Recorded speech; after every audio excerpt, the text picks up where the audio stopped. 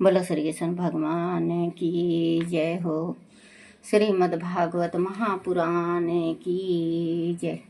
श्रीमद्भागवत महापुराण में 20वां अध्याय पुरुवंश दुष्यंत और भरत का चरित्र चित्रण। श्री सुखदेव जी ने कहा, परीक्षित, अब मैं तुम्हारे सामने उस पुरुवंश का वर्णन करूंगा जिसमें तुम्हारा जन्म हुआ है। इस वंश में बहुत से राजसी और महर्षि भी हुए हैं। पुरु का पुत्र जन्मजय था। जन्मजय का पुत्र प्रचिनवान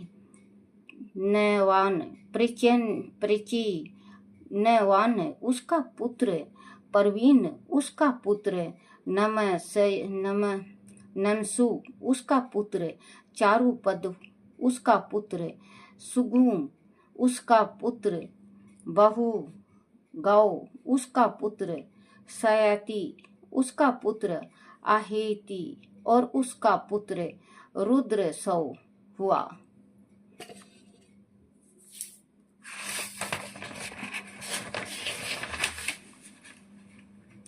परीक्षित, रुद्रसौ ने गीताची नाम की अप्सरा के गर्भ से 10 पुत्र श्रेत्यु, केश्रेयु, सथांडिल्यु, केतयु, जलयु, संतयु, धर्मयु, सत्ययु, व्रतयु और बनेयु हुए। उन पुत्रों में ऋतयु का पुत्र रतिभार हुआ और रतिभार के 3 पुत्र सुमति, ध्रुवा और अपरतिरथ हुए। अपरतिरथ के पुत्र का नाम कड़ौ था। कड़ौ का पुत्र मेधा तिथि हुआ। उसके पुत्र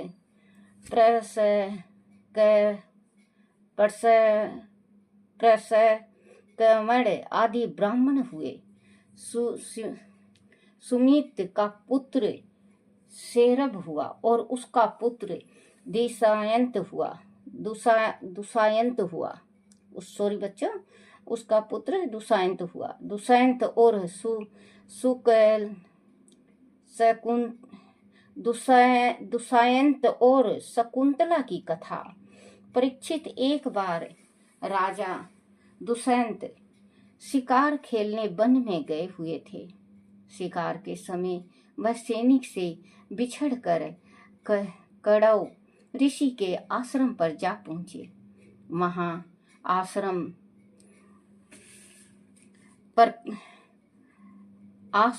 प्राकृतिक संपदा से भरा हुआ था। उस आश्रम पर एक सुंदर सरोवर के किनारे उन्होंने अप्सरा के समान एक सुंदर स्त्री को देखा। बच्चों, गलती हो जाए कुछ तो मुझे माफ करना।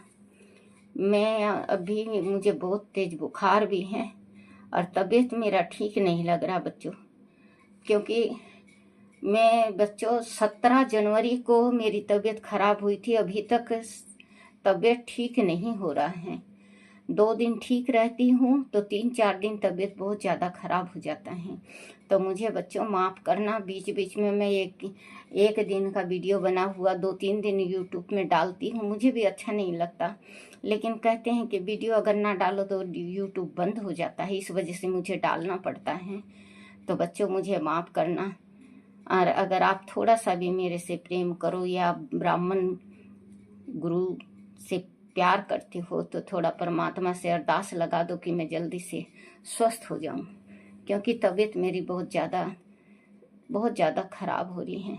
आज तो डॉक्टर ने एडमिट के वास्ते कहा था। बच्चों, इतना गुंजाइश मेरे पास नहीं है जो मैं हॉस्पिटल में एडमिट हो सकूं, क्योंकि गुंजाइश देखा जाता है। तो बच्चों, माँ भगवती से प्रार्थना है, परमात्मा से प्रार्थना है कि मैं स्वस्थ हो जाऊं और आप बच्चों सपोर्ट करो। जिसमें जल्दी से मेरा यूट्यूब चले और फिर मैं किसी के मुंह की तरफ ना देखूं। बोला श्री कृष्ण भगवान की जय हो। प्राकृतिक संपदा से भरा हुआ था। उस आश्रम पर एक सुंदर सरोवर के किनारे उन्होंने अप्सरा के समान एक सुंदर स्त्री को देखा। उसे देखकर दुष्यंत उसके रूप पर मोहित हो गया। उन्होंने उससे पूछा, कमल दल के समान सुंदर नैन वाली देवी तुम कौन हो? तुम किसकी पुत्री हो? मेरे हृदय में प्रेम के अंकुर प्रस्फुटित करने वाली तुम इस निर्जन आश्रम में किसकी बाट जोह रही हो? लगता है तुम किसी क्षत्रिय की पुत्री हो। अनाथ पुरु वंशियों का चित्त इस प्रकार कभी विचलित नहीं होता। उस युक्ति ने कहा, राजन आप सत्य कहते हैं। मैं ब्रह्म ऋषि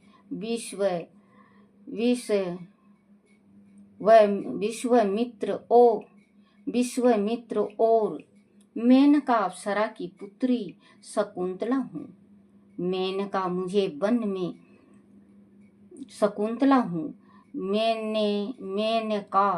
वन में छोड़कर स्वर्ग चली गई थी। यह मेरा लालन पोषण महर्षि कांडव ने किया है।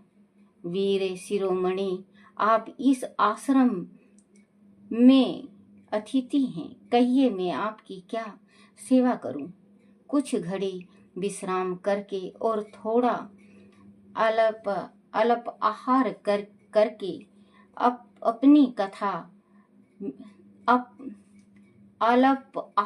करके अपनी थकान मिटा लीजिए।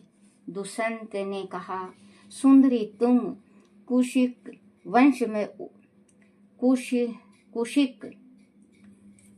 वंश में उत्पन्न हुई हो। तुम्हारा अतिथ्य सत्कार तुम्हारे योग्य ही है।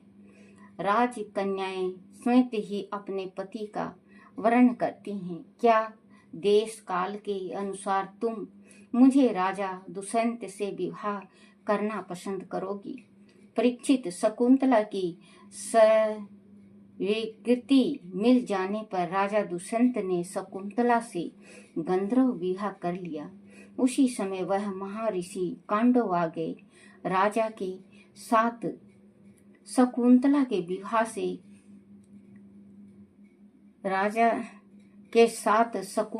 विवाह से उन्हें अपार हर्ष हुआ।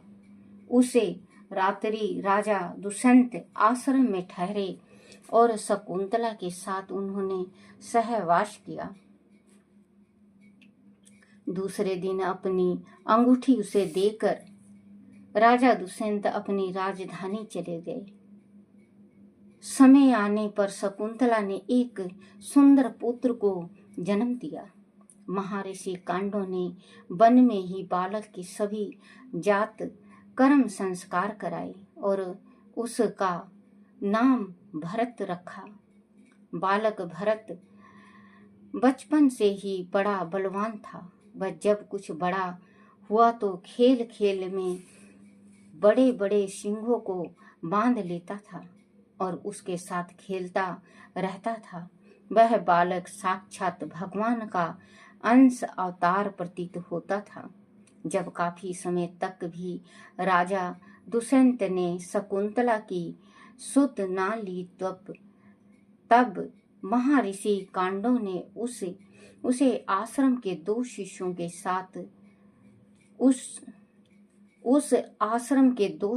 के साथ राजधानी भेजा। मार्ग में एक नदी से जल ग्रहण करते समय शकुंतला के हाथ से अंगूठी पानी में गिर गई। शकुंतला को इसका पता ही नहीं चला। जब वह राजा के पास पहुंची तो उसने उसे पहचानने से स्पष्ट मना कर दिया।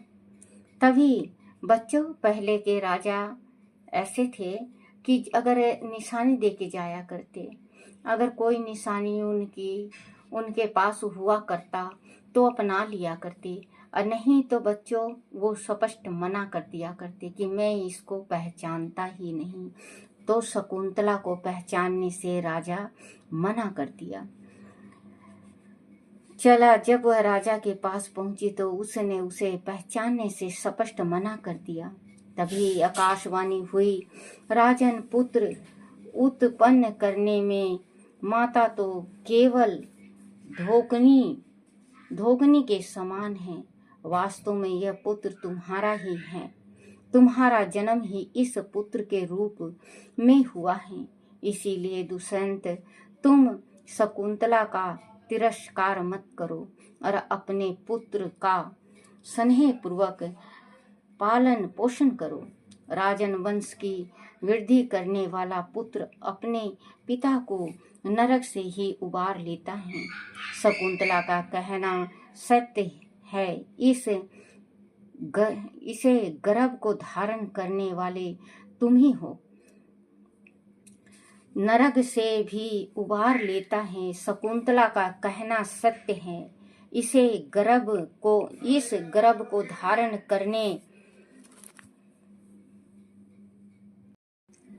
कराने वाले तुम ही हो। राजा दुष्यंत को शकुंतला का स्मरण हो आया। उसने बड़े प्रेम से राजमहल में उसका स्वागत किया और उपहार आदि देकर ब्रह्मचारियों को विदा किया।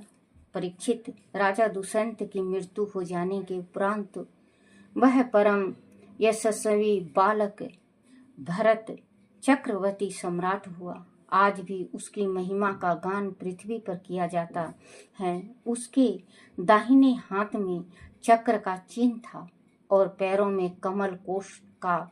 वह बड़ा शक्तिशाली राजा था। भरत ने दीर्घतमा मुनि को पुरोहित बनाकर गंगा सागर से गंगोत्री तक गंगा तट पर 55 पवित्र अश्वमेध यज्ञ किए थे। इसी प्रकार बच्चों देखो, पुरोहित जो होता है, पुरोहित आजकल का नहीं होता। जैसे कि 2-4 दिन आपने अमावस जिमा दिया या आठम जिमा दिया या 14 जिमा दिया या पूर्णमासी जिमा दिया, एकादशी को पंडित को दे दिया, द्वादशी को दे दिया, सीधा दे दिया, वो पुरोहित नहीं होता। जो कुल का पुरोहित होता है बहुत मशक्कत से बनता है पुरोहित, और अपने पुरोहित का बने हुए को कभी छोड़ना नहीं चाहिए, निरादर नहीं करना चाहिए। अगर अपने पुरोहित के ऊपर मुसीबत पड़ जाए तो उसका सहारा बनो। पुरोहित का अगर कुछ दुख हो जाए, आप सहारा बनो। आप उसके पैसे से, दौलत से, धन से, हर एक चीज से साथ दो। पुरोहित का कभी निरादर नहीं करना चाहिए। अगर नहीं है आपके पास और आपका अपना पुरोहित आ गया है, अगर आप ठंडा पानी 1 गिलास भी पिला दोगे तो बच्चों, ये मैं गारंटी से लिख के दे सकती हूँ कि आप 1 साल में अमीर बन जाओगे बच्चों। लेकिन आजकल पुरोहितनी का कोई पूछ नहीं करता, तो उनके देवता जो होते हैं वो रुष्ट हो जाते हैं। देवता पीतर को कहते हैं, उनका पीतर रुष्ट हो जाते हैं। और जिस घर में पीतर रुष्ट हो जाते हैं, फिर उस घर का पानी माँ भगवती नहीं लेती, क्योंकि पीतर राजी तो सब राजी, पीतर नाराजी तो सब नाराजी। क्योंकि पीतर को आप मनाओ, पुरोहित को मनाओ। पीतर जब ही मानेगा जब आपका पीतर रुष्ट हो गया है, पुरोहित रुष्ट हो गया है तो पीतर रुष्ट हो गया है। आप ध्यान से सुनना बच्चों, मैं मनगढ़ंत कभी बात नहीं कहती। कहने वाले मेरे कमेंट में डाल देते हैं कि किस चीज का दुकान है, तो बच्चों मैं जो पढ़ती हूँ वही आप तक लाती हूँ। देखना पुरोहित का बताएगा, ये आप सुनना ध्यान से। उसके दाहिने हाथ में चक्र का चिन्ह था और पैरों में कमल कोश का। वह बड़ा शक्तिशाली राजा था। भरत ने दीर्घता मुनि को जो पुरोहित बनाया था, दीर्घत माँ मुनि को पुरोहित बनाकर गंगा सागर, सुनना, पुरोहित बनाकर गंगा सागर से गंगोत्री तक गंगा तट पर 55 पवित्र अश्वमेघ यज्ञ किए थे। जब पुरोहित बने थे उनके यज्ञ किए थे। जैसे हम पुरोहित हैं मित्तल गोती के बच्चों, मित्तल गोती के हम पुरोहित हैं, तो जब बड़े बुजुर्ग बताते हैं, अभी तो बहुत पीढ़ी हो चुका है, कईयन पीढ़ी, कम से कम 30-40 पीढ़ी चली गई हैं। तो जब हमारे जो बुजुर्ग हैं वो बताया करते कि हमें गंगा जी में ले गए थे, नहलाए धुलाए, हमारे जो धोती था पुरोहितनी का वो अपने खवे में डाले, और फिर इसके बाद हमें जैसे हरिद्वार का, काशी जी का चारों धाम कराए हैं। फिर घर आए हैं, घर आने के बाद हमारा पैर धोए, पैर धोने के बाद सारे चरनाई मृत लिए हैं। फिर इसके बाद घर में छीटे हैं। फिर पूरा गांव का निमंत्रण था, पूरे गांव को निमंत्रण खिलाया गया। फिर पुरोहित बने हम, जो हम आज पुरोहित हैं। तो कहते हैं बच्चों, आजकल कोई किसी का दुख सुख की साथी नहीं है, तो किसी से दुख कहना नहीं चाहिए। थोड़ा मेरा मन कभी कभी भर जाता है, कोई साथ नहीं दिखता तो मैं बता देती हूँ, लेकिन किसी को दुख अपना बताना नहीं चाहिए बच्चों। अगर आपको दुख है तो आप माता भगवती से प्रार्थना करो, माता खुद माँ भगवती साथ देंगी, कान्हा जी साथ देंगे। अश्वमेघ यज्ञ किए थे। इसी प्रकार यमुनोत्री से प्रयाग तक, देखो यमुनोत्री से प्रयाग तक यमुना तट पर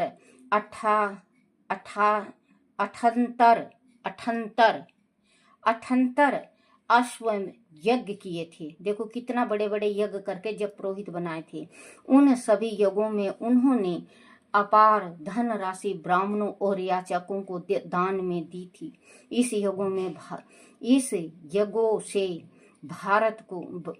यज्ञ से भरत को असीम यश मिला था, और ये आत्म सत्कार करके उन्होंने भगवान श्री हरि के परम पद को भी प्राप्त कर लिया था।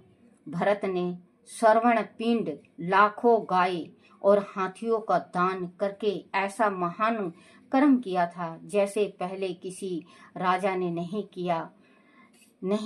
किया था।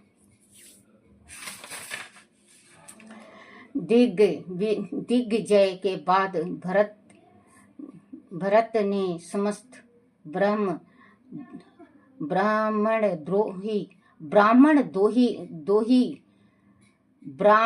द्रोही जातियों को नष्ट कर डाला था। जो ब्राह्मण से ईर्ष्या करते थे उनको खत्म कर दिया था सारा। भरत ने उनको मार डाला था, जो ब्राह्मणों से ईर्ष्या करा करते, जला करते, डाला था। ब्राह्मण द्रोही जातियों को नष्ट कर डाला।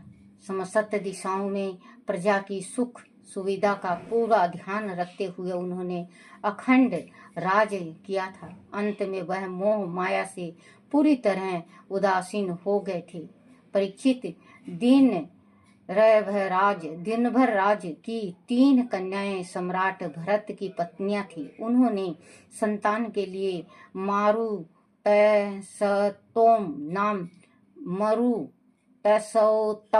नाम का यज्ञ किया था। उससे प्रसन्न होकर मारुत गणों ने भरत को भारद्वाज नामक पुत्र दिया। भारद्वाज पुत्र दिया। वह भरत का दंतक पुत्र था।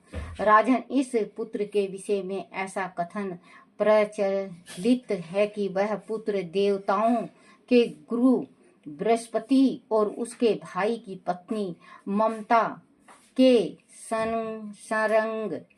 सरंग से उत्पन्न हुआ था। उस पुत्र को अन्न से